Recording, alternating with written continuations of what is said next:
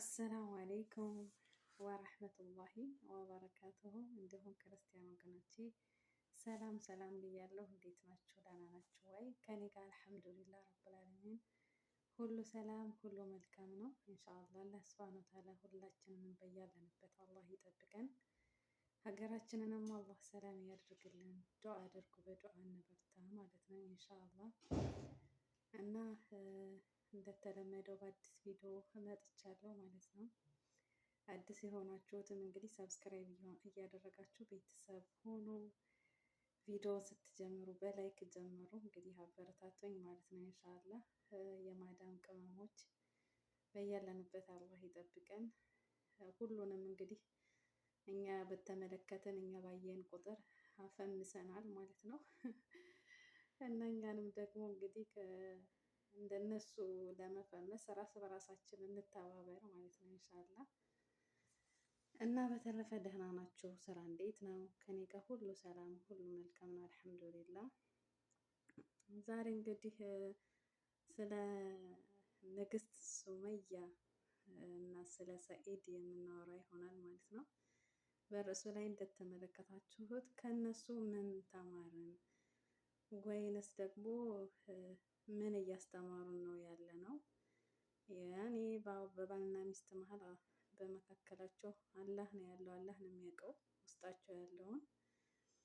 ግን እኛ እንደዚህ በአደባባይ ያየነውን የሚለቁልንን ባየነው ደግሞ ጥፋተኛ እሷ ናት እሱ ነው ለማለት ሳይሆን፣ ግን ኮሜንታተሮች ማለት ነው ኮሜንት ስንጽፍ ቁም ብለን እያሰብን ቢሆን ጥሩ ነው ባይ ነኝ። ምክንያቱም ሱመያ ጀግና፣ ሱመያ ጀግና፣ ሱመያ በርቺ ነው በብዛት የምትሏት፣ ግን የሰው ሀቅ ናት እሷ። እንግዲህ የሰው ኒካ ነው ከሀገር ሀገር ይዛ እየዞረች አለችው እና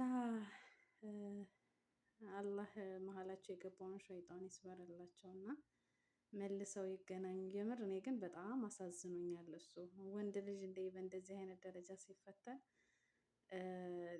ደስ አይለኝም ማለት ነው። እና ያው እንግዲህ አላህ የሚወደውን ሰው ነው የሚፈትነው። ሰኢድን እንግዲህ ማለት የምፈልገው አይዞክ፣ ዱዓ አድርግ። ከገባህበት ህይወት ፈተና ናት።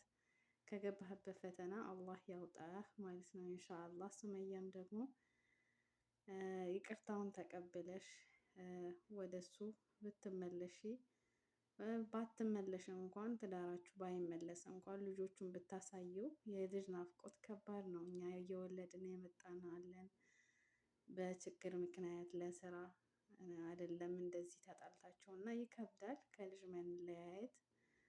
ቢያንስ ልጆቹን አሳየው ማለት ነው። እና እኔ ከነሱ የተማርኩት ነገር ቢኖር ምንድን ነው፣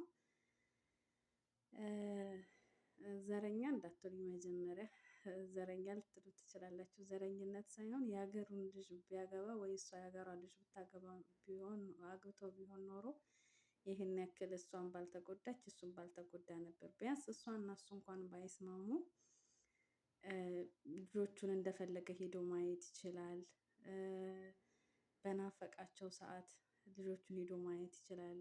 ቤተሰብ እና ቤተሰብ ቢተዋወቁ ጥሩ ነበረ። ግን እነሱ ቤተሰብም አይተዋወቁም። ትዳሩንም የጀመሩት በሰው ሀገር ላይ ነው።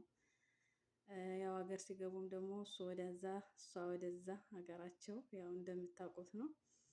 እና ቢያንስ ለልጆቹ በልጆች ናፍቆት እንደዚህ አይጎዳም ነበር ማለት ነው። እና የሀገር መለያየት ይመስለኛል ምክንያቱ ማለት ነው። እስኪ እናንተ ደግሞ የተማራችሁትን ንገሩኝ። ዘረኝነት ሳይሆን ያው በእኛ አይፈቀድም። ነቢያችን ረሱል ሰለላሁ ዐለይሂ ወሰለም ዘረኝነት ጥንብ ናት ብለዋል።